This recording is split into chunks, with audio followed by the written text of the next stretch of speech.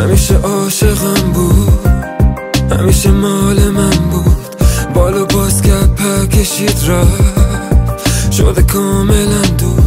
بگین آدم فال من کو، بگو عاقلم یا که مجنون.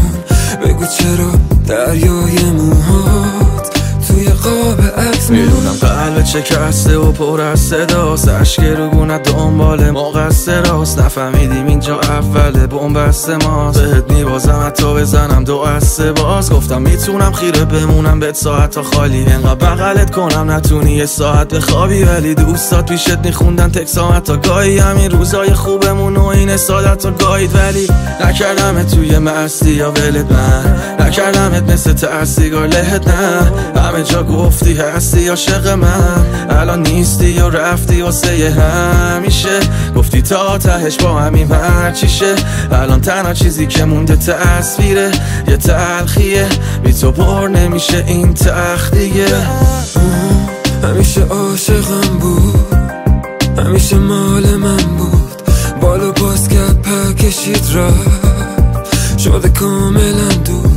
بگین آدم فال من کو، بگو عاقلم یا که مجنون. بگو چرا دریای موهات توی قاب عکس مون. آخه با من علکی میکنی کل کل که چی فاز مسابقه است مگه میخوای اول بشی؟ من که سعی کردم بگذرم از همه چی برای تو، فکر نمیکردم کم رنگ بشیم بدون تویی که فقط میتونی کوکم کنی. رابطمون شده پر بحث و رو کم کنی، دیگه حالمو نمیکنه نه خوب الکلی. خشک میشه دست میذارم من رو هر گلی. یادش بخیر پیاده روی تا کافی شاپا، الان سلامتیت میرم میشن خالی شاتا. داستانمونم بود از این لاوی داوا، یاد من بی و فگ بودی جایی بالا. فکر نمیکردم بمیرن این حسا تهش، رابطه رو رفتیم ما از 0 تا 100ش. وقتی رفتم نگو میری کجا بزی، واسه آخرین بار میکنم من خدافزی. همیشه عاشقم بود، همیشه مال من بود. بالو باز کرد پر کشید رفت، شده کاملا دور.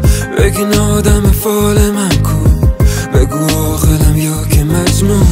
بگو چرا دریای موهات توی قاب عکس مون.